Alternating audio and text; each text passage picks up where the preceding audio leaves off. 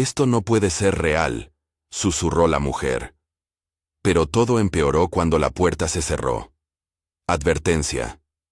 Esta historia aborda temas de abuso sexual y esclavitud. Si alguno de estos temas le resulta sensible, por favor cuide su bienestar. En la descripción encontrará enlaces con recursos y lecturas recomendadas sobre la historia de la esclavitud y apoyo para sobrevivientes. El amanecer en la hacienda siempre parecía prometer algo distinto cada mañana, aunque lo que prometía fuera apenas la repetición de los mismos ruidos y las mismas sombras. La caña se mecía como una multitud ordenada. El río desplegaba su banda de plata y la casa grande, con sus persianas blancas y su balcón, proyectaba una calma que, desde lejos, parecía ser virtud. Pero las cosas que la luz tocaba no siempre eran lo que mostraban. La belleza del patio ocultaba cadenas invisibles, y la risa de la servidumbre a veces era solamente una costura que sostenía el desgaste del miedo. Domingos era un nombre sencillo para un cuerpo que intentaba mantenerse íntegro dentro de aquel mundo de pertenencias. Joven, manos fuertes para la tarea del campo, ojos que se habían hecho atentos a los libros como quien encuentra una fuente en el desierto. Nadie sabía a ciencia cierta cómo había aprendido a deslizar las letras. Algunos decían que había sido Isaura, otros que la propia necesidad lo había empujado a descifrar trazos. Lo cierto es que, cuando la noche volvía la hacienda a su aspecto más duro, Domingos tenía un lugar secreto. Una esquina de la senzala donde guardaba, bajo una tabla suelta y envuelto en trapos, un pequeño papel con palabras. Era una hoja de papel con cartas prestadas, frases transcritas de los libros que Isaura le entregaba en secreto. Un talismán de tinta que lo devolvía a sí mismo cuando la maquinaria de la casa lo despojaba de nombre y calor. Mariana vivía protegida por un linaje que no se preguntaba por su autoridad. Era joven, de cara seria y sonrisa que a veces no completaba. La hacienda le había enseñado que su palabra podía sostener mundos. La casa grande la educó en el privilegio. No era que su mirada fuera cruel siempre. Lo que la rodeaba le había vuelto insensible. A su lado, el coronel Jacinto de Albuquerque gobernaba la propiedad como si su apellido fuera una ley escrita en paredes. Su voz, corta y definitiva, modaba destinos sin que la justicia fuera llamada. La senzala tenía memoria también. Isaura, mujer que había enseñado a leer a quien tenía manos dispuestas. Joaquim, viejo de historias largas que encendía velas para que alguno no olvidara su nombre. Benedito y María das Dores, voces que se mezclaban en los quehaceres y en la noche. Eran costumbres que sostenían una comunidad herida, capaz de susurrar consuelo y de cerrar sus labios cuando la casa grande ordenaba silencio. Aquella mañana, Domingos fue llamado al corredor de la casa grande. La excusa fue una ventana rota, algo que debía ser reparado antes de que el polvo y la lluvia hicieran sus estragos. Mariana lo llamó por su nombre con la tranquilidad de quien requiere un servicio. Ella misma pronunció las palabras que parecían inocentes. Nadie de los que escucharon imaginó que la cotidianeidad ocultaba una escalera hacia la intemperie. Domingos, con sus herramientas habituales, cruzó el umbral de un mundo que no le pertenecía y cerró la puerta tras de sí. No es necesario detenerse en los detalles que despojan la dignidad de una persona. Basta decir que allí, detrás de esa puerta, hubo una imposición de poder. Hubo una violación de los límites humanos y del respeto que nadie debía negar. Hubo también un silencio inmediato que se instaló como una segunda sombra sobre Domingos. Cuando la puerta se abrió de nuevo, la luz parecía igual, pero él volvió diferente, más callado, como si una voz antigua le hubiera sido arrebatada. La senzala notó su paso. Se habló en miradas, en arrugas de boca. Isaura observó su mano temblorosa sobre la madera del libro y supo que la lectura ya no sería el refugio inalterable que había sido. Si esta historia te toca, quédate hasta el final. Si quieres apoyar la memoria de voces olvidadas, suscríbete. En la descripción hay recursos y lecturas recomendadas para entender mejor aquello que aquí contamos. Domingos regresó a la senzala con el trabajo hecho y el gesto vacío. A la luz de la tarde trató de leer, pero las palabras se le deslizaban como si fueran ajenas. El papel que guardaba bajo la tabla vibró en sus manos con la misma urgencia de siempre, y él lo apretó como quien se aferra a un último consuelo. Isaura, sin preguntas indecorosas, le acercó una taza de café, y con miradas lentas, le ofreció la compañía de su voz. Joaquim contó una historia sin nombre, que hablaba de hombres y mujeres que guardaban el recuerdo como una forma de resistencia. Benedito y María das Dores trajeron pan. Su silencio hablaba más que los consejos. En la casa grande, nadie admitía haber presenciado un desorden. Mariana alternaba entre una sombra de confusión y una arrogancia que a menudo servía como máscara.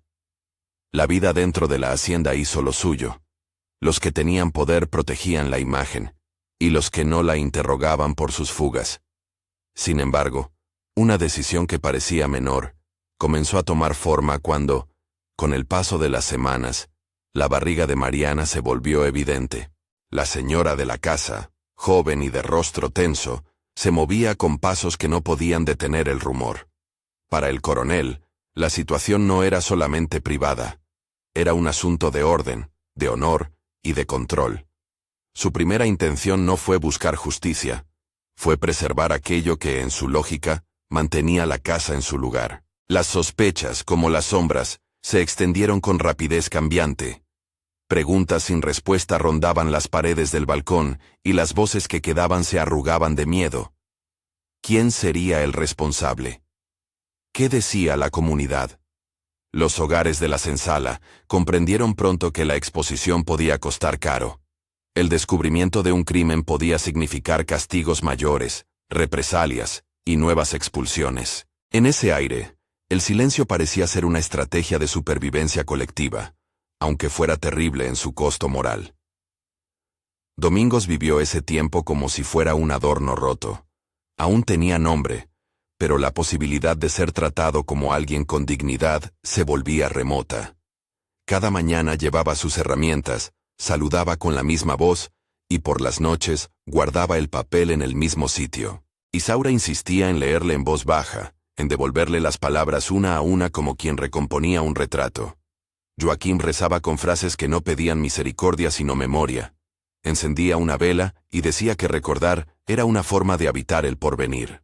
Cuando la barriga de Mariana ya no podía ocultarse con vestidos, el coronel empezó a interrogar con modos duros. Reunió a los de la casa grande y obligó a algunos sirvientes a declarar lo que sabían, o a decir nada. Su lógica fue fría. Un inconveniente debía ser apartado antes de que corrompiera la reputación de la familia. La posibilidad de que la culpa recayera sobre alguien como Domingos era tentadora para una estructura que convertía cuerpos humanos en objetos intercambiables. Frente a esa lógica, los rumores se volvieron pruebas y las pruebas se redujeron a palabras dichas a medias. Domingos terminó por confesar. No buscó venganza ni justicia. Su confesión fue un acto de protección translúcida, una entrega hecha para evitar que la tormenta rompiera algo aún más importante para quienes él consideraba su familia. La Sensala pensó que, si admitía lo que había ocurrido, quizá el coronel se conformaría con sacarlo de la casa, y la violencia no se extendería en formas más crueles. Fue una elección que se hizo entre pocas opciones: hablar y ser tratado como un peligro, callar y ver cómo la sombra clavaba raíces en la vida de todos. Eligió la confesión como quien busca apagar un fuego que amenaza la casa entera, sabiendo que apagarlo significaría exponerse a su propio consumo. El coronel no titubeó. La resolución fue rápida, práctica y sin compasión: vender a Domingos. La venta tuvo la frialdad de una medida administrativa. Se organizó como un acto de economía más que como un proceso humano. El joven pasó a ser valorado por la fuerza de sus brazos y su capacidad para las tareas, reducido a un número sobre el papel. La subasta fue un rito de deshumanización. Voces que negociaban su precio, manos que quisieron medir su resistencia como quien calcula un peso. La Sensala observó con ojos húmedos y apretados. Isaura sostuvo la vela hasta que el humo la consumió, y Joaquim no pudo más que repetir el nombre de Domingos, como un conjuro para que el viento lo llevara lejos. La carreta que lo llevó fuera de la hacienda fue una escena que vendía determinación y silencio. El camino se abrió en líneas de polvo y sol, y Domingos se sentó con el papel que nunca quiso dejar. En la bolsa donde se guardaban sus pocas posesiones, la hoja con letras era una reliquia que lo devolvía a sí mismo. Mientras la hacienda se hacía pequeña en el horizonte, se permitía recordar la senzala, la voz de Isaura, la risa a medias de Benedito, la sabiduría de Joaquim que parecía sostener el aire. Cada recuerdo era un acto de resistencia frente a la lógica que lo convertía en mercancía. El viaje no fue una condena absoluta a la soledad. En el transcurso, aparecieron gestos de humanidad que no borraban lo sucedido, pero lo hacían soportable. Un carretero que conocía la dureza de la vida, compartió una porción de yuca. Una mujer en un paraje prestó su sorna para que Domingos curara la herida que no era visible pero sí real. No eran grandes salvaciones, pero eran indicios de que la dignidad no se extingue del todo cuando un cuerpo es vendido. En una parada, alguien ofreció un poco de sombra y una conversación sin preguntas intrusivas. Domingos contestó con pocas palabras, permitiendo que el silencio también fuera compañía. Mientras tanto, en la senzala, el trabajo de memoria continuaba. Isaura reunió a algunos, y con voz baja y firme, empezó a leer en voz alta fragmentos de aquel papel que Domingos había amado. Joaquim encendió una vela, no como un llanto sino como un testimonio. No olvidar es un deber, dijo, y la frase no fue una sentencia de dolor irrefrenable, sino una promesa de que la existencia de Domingos no sería borrada por la transacción. Benedito talló con una pequeña navaja en la madera de un taburete las iniciales del joven. Era un gesto modesto, casi clandestino, pero suficiente para que el nombre quedara marcado en algo más que el aire. La memoria colectiva de la senzala se volvió así un refugio. Aunque la ley del coronel pudiera separar cuerpos, nadie tenía derecho a borrar la historia de aquello que sucedió. Las lecturas en voz alta tuvieron un doble propósito: devolver palabras a quien las había perdido y educar a las nuevas manos para que supieran que la dignidad de un hombre no se mide en piezas de mercado. Algunos vecinos leyeron pasajes a los niños para que aprendieran tanto las letras como los nombres que no debían borrarse. El papel de Domingos, guardado por Isaura unos días, volvió a circular como testigo y resistencia. El tiempo siguió su curso ambiguo. La mujer embarazada, por su parte, continuó su vida en la casa grande, habitada por contradicciones que nadie parecía reparar con seriedad. El coronel, que había pensado resolver un problema con la venta, siguió cultivando la apariencia de orden mientras la senzala veía su ausencia como una ausencia de dignidad. La historia no se cerró con la carreta. Dejó huellas en ambas orillas. Domingos, en los lugares donde lo llevaron, aprendió a caminar con una doble mirada. Observaba los campos de otras haciendas, miraba las manos de los que trabajaban a su lado, y trazaba con la memoria los contornos de su pasado. De vez en cuando, sumergido en un atardecer que le recordaba su tierra, sacaba la hoja con letras y leía en voz baja. Las palabras ya no eran solo letras, eran el puente que lo unía a un mundo que se empeñaba en negarlo. Leer se convirtió en un acto de afirmación. Cada frase recitada era una manera de sostener su propio ser frente a la venta que intentaba desdibujarlo. En aquellos espacios, conoció rostros distintos, y escuchó relatos que hablaban de la misma economía brutal que lo había arrancado. Encontró mujeres que lloraban por lo que habían perdido, y hombres que, por miedo o conveniencia, no declaraban su nombre. Pero también halló personas que compartían su pan sin pedir cuentas, que le ofrecían una cama sin preguntar de dónde venía, que le escuchaban cuando la noche hacía demasiado ruido. Esos pequeños actos de hospitalidad le daban la certeza de que la humanidad no estaba únicamente en los documentos, ni en los papeles de propiedad. Existía en la mirada que reconocía al otro como persona. La senzala, por su parte, no olvidó. Isaura siguió enseñando a leer a quien quisiera aprender. Joaquim, aún más viejo, era ahora un custodio más severo del recuerdo. Contaba historias con nombres y fechas, para que la memoria no se disolviera en eufemismos. Benedito y María das Dores pasaban de vez en cuando por el sitio donde tallaron las iniciales, y cada vez que alguien preguntaba por Domingos, la respuesta era un relato con detalles que no permitían que el hecho se transformara en silencio. Con el paso de los años, La hoja de papel con letras se volvió frágil, los bordes gastados, la tinta desvanecida. A veces Domingos la repasaba con la yema del dedo, como quien consulta los mapas de su propia geografía. Los nombres, sin embargo, seguían allí. Una palabra enseñada por Isaura en una noche de lluvia. Una frase que Joaquín repetía con una cadencia parecida a una vieja oración. Una letra que Benedito ayudó a trazar en un tablón. Todo eso compuso un patrimonio invisible que le permitió resistir. No hubo una gran reparación legal que restituyera su nombre. No hubo un retorno triunfal a la senzala que lo reconociera plenamente. La lógica del coronel se había impuesto en su momento, y la economía de la Casa Grande había dictado su resolución. Pero existió otra forma de justicia, la del recuerdo que no permite que una vida sea borrada. Esa justicia no anula la ofensa, no devuelve lo que se perdió, pero impide que la historia se diluya en indiferencia. Al cabo del viaje, en uno de los puertos por donde pasó la carreta, Domingos encontró un trozo de vidrio. Era pequeño, opaco por el tiempo, pero tenía la forma de una ventana diminuta. Lo guardó no por superstición, sino porque la ventana le recordaba que hubo un momento en que la puerta se cerró, y tras esa puerta, su vida cambió. El vidrio se volvió símbolo de lo que había sido arrebatado, y de lo que aún podía ser mirado. Con él, cada vez que la nostalgia lo vencía, levantaba la mirada hacia cualquier abertura y, por un instante, se sentía menos extranjero en un paisaje que había decidido no pertenecerle. La narración de su suerte corrió por los caminos. Algunos la contaron con rabia, otros con dolo, y otros con la tentativa de disimular. Pero la verdad, esa verdad simple de lo que habían hecho y de cómo lo habían querido ocultar, siguió presente en las conversaciones de la senzala. No olvidar es un deber, repetía Joaquín en las noches de mercado, cuando alguien intentaba cambiar las versiones por conveniencia. La frase se volvió bandera sencilla, palabra que ordenaba no permitir la complacencia de la amnesia. Con el tiempo, Domingos encontró modos pequeños de afirmar su humanidad.